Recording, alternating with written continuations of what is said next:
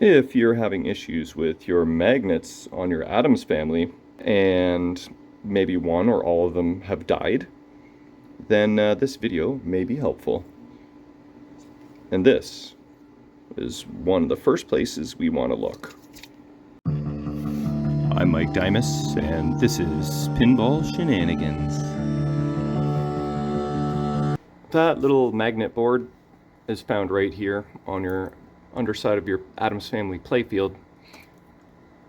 Before you go too far, you can just check this fuse. It's supposed to be a 5 amp slow blow fuse. Pull out the fuse, test it with your multimeter, and see if it's any good. If it's blown, then that's probably because there's something wrong with the board. So next thing we'll do is check the board on the bench. My buddy just did a restoration for me on an Addams Family and said everything's good except the magnets aren't working. So I took the magnet board out of my Addams Family, which is normally located right there on the underside of the playfield, because my magnets were working fine. So I donated my magnet board to that Addams Family, and this magnet board came from the one with the non-working magnets. So the symptom was that the main fuse that goes to this board was blown, and I think it was replaced, and I think it blew again. So let's go ahead and bust out the multimeter and give these transistors a test here. Maybe look at the schematics for fun. But it's a pretty simple board, not much on it. You got 3 tip 36C transistors, got 1 resistor, 3 diodes, and a couple connectors. So pretty basic board. Okay, so the way we test these transistors is very similar to your tip 102s. And I confirm that by tuning in to Chris Hibbler's YouTube channel, and he's got all kinds of very helpful videos. So we're going to turn our multimeter to diode. We're going to put our red tab on the back here and then measure each leg, the outside legs, that is. Let's get the meter in here so we can see. And we've got, oops, wrong way, sorry, red on the tab and black on the leg. So that is the reading you want to see. We'll do the other leg. That is good. Basically between 0.5 and 0.7, I think, is the word on the street. And for ease of testing the middle transistor, we will test from the back side. So just to confirm, I put it in continuity to see if the middle tab and the middle leg were connected. So they are. I don't know that you can see that. So that confirmed to me that I can use the middle tab for my red lead. So let's take it from the top, also known as the bottom, and test these transistors. Let's take it out of continuity there. Okay, so red lead on middle lug, and we've got a good reading on both legs.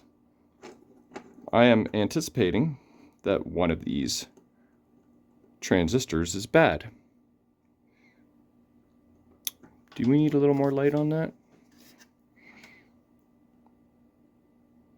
That is a good reading. So this is probably the culprit, right? Good reading. And good reading. So that is weird, right? You would expect that if the fuse is blowing, that one of these transistors would be bad, but they all test good. So just for fun, we can go into resistance and test this resistor here. 220 ohms. I'm assuming that is correct. I didn't look at the schematics. So all that's left is 3 diodes. So let's measure those next. Do the back side because it'll be a little easier to see. Which way do I gotta go? We want it to be 0 in one direction.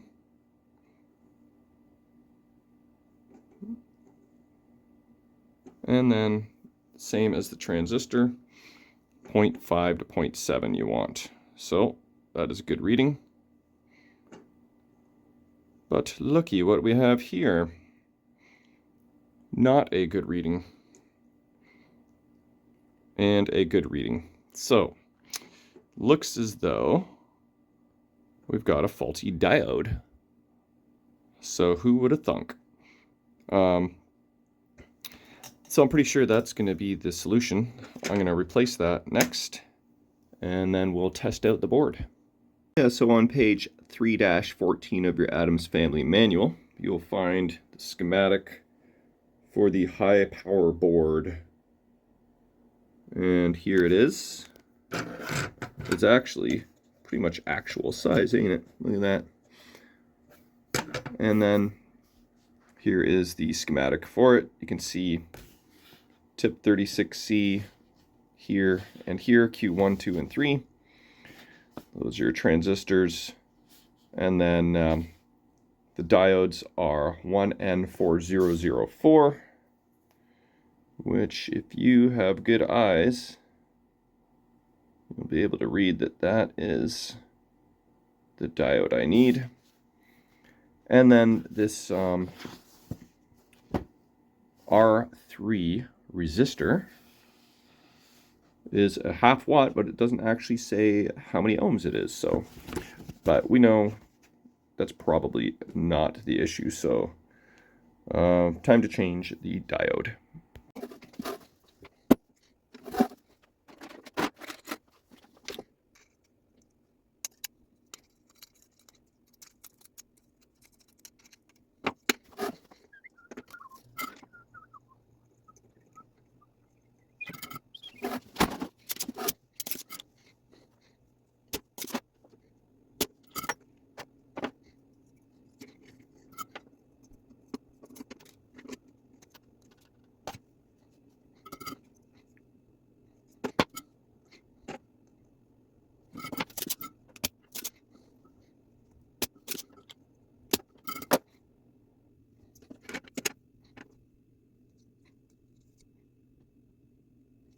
Oh.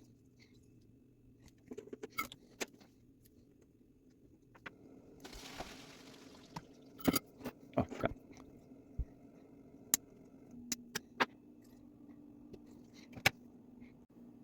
While you're at it and you got the board out, might as well reflow the headers.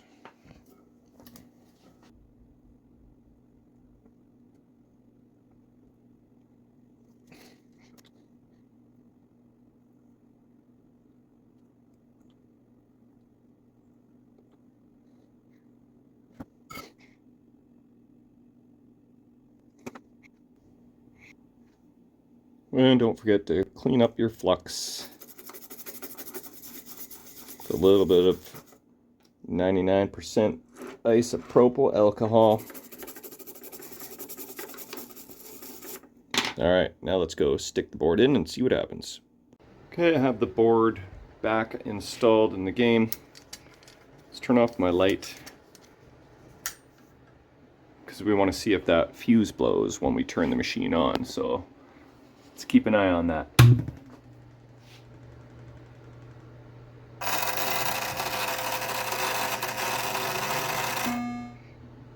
Okay, fuse looks good. Let's throw this in solenoid test. Okay, so throw your machine into solenoid test here.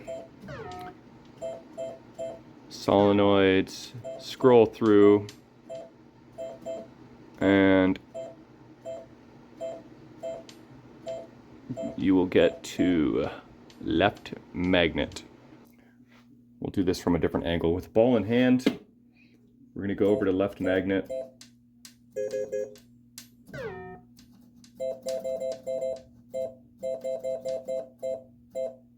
And here we go. Left magnet works. Now let's go over to upper magnet. That works. Right magnet.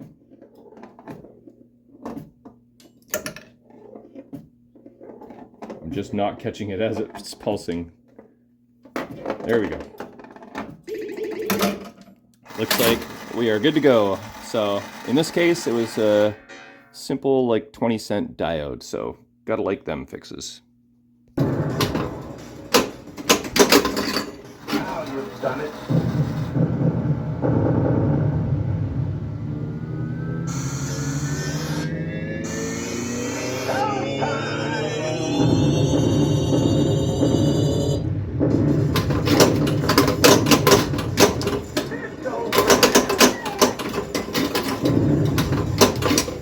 Whoa.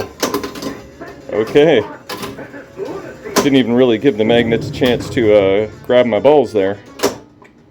Let's try restarting this multi-ball.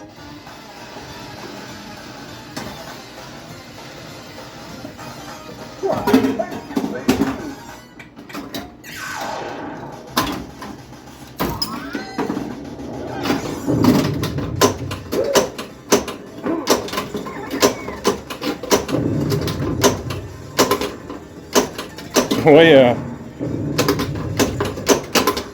The magnets are working good now.